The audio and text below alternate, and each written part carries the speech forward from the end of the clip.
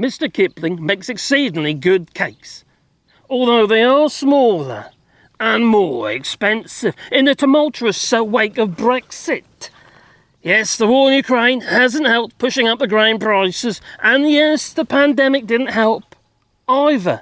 But the UK is special. It has that icing on the top called Brexit. Well, the once familiar treats of the British households are, undergoing a radical transformation. But before I tell you, please boop the old like button. And if you've got Sport Channel, you can do it on Patreon or buy us a coffee, and the links are down below. That they are. Well, Oxo stock coops, Bisto gravy, and Mr Kipling cakes. Well, they were once cherished staples of the nation's culinary landscape. Oh, for God's sake, you must be desperate.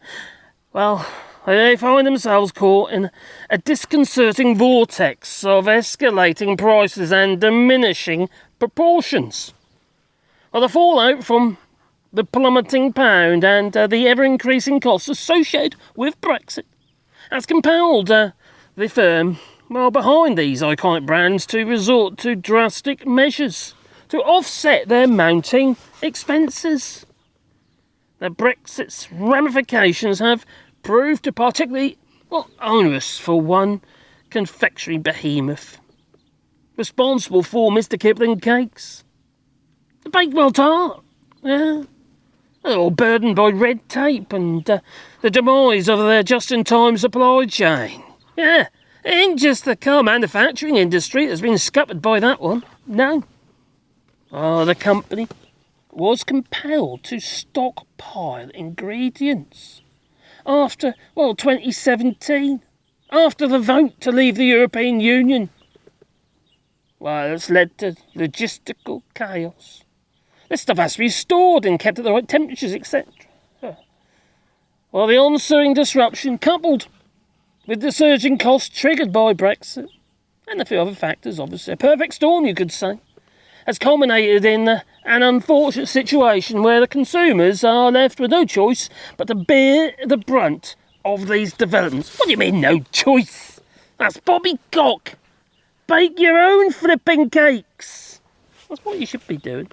Well, a clear manifestation of this predicament can be witnessed in the supermarket aisles, where the prices have soared with alarming rate, alarming rapidly. I'll get the worms out in a minute. After a span of a mere 2 years. And the price of Mr Kipling's revered Bakewell slices has, skyrocketed from the modest quid that it was, £1, to a staggering £2.75. An astronomical increase, you could say, that has left consumers aghast. But the confectionery titans' chocolate slices have endured a similarly disconcerting fate, jumping from £1 to £2.59 at Tesco. Yeah. Now, these examples epitomise, a broader trend of inflationary pressure that has been, gripped the nation, with supermarket prices surging by a worrying 25.8% between, now and June, from June 2021 and now, I suppose.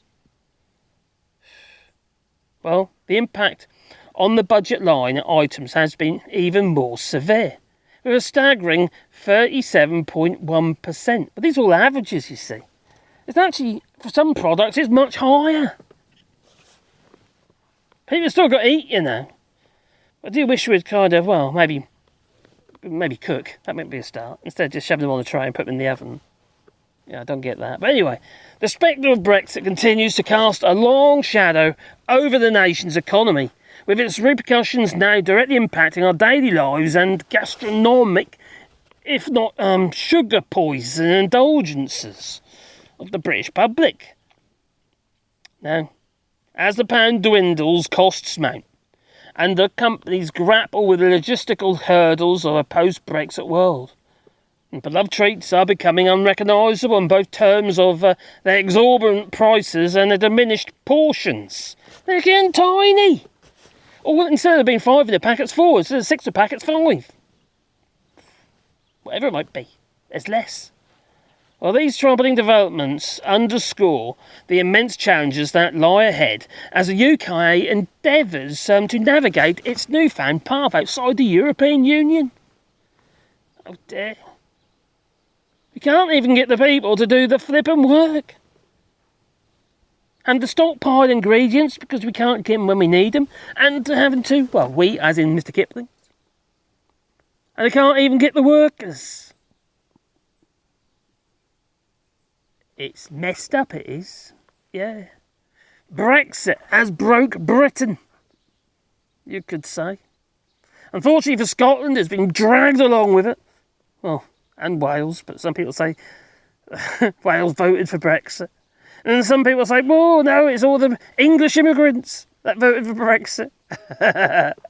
Whatever it might be, it is shit. That it is. Brexit is Brexit.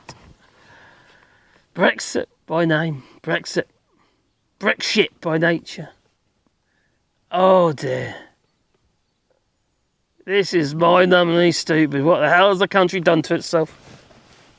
And then we've got Tory politicians running around with damp squib of visa schemes to try and fill the gaps. And people aren't coming.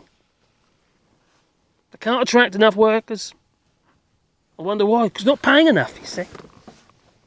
Oh well. You tell me, will you miss the Mr Kipling if it does, pop its clogs?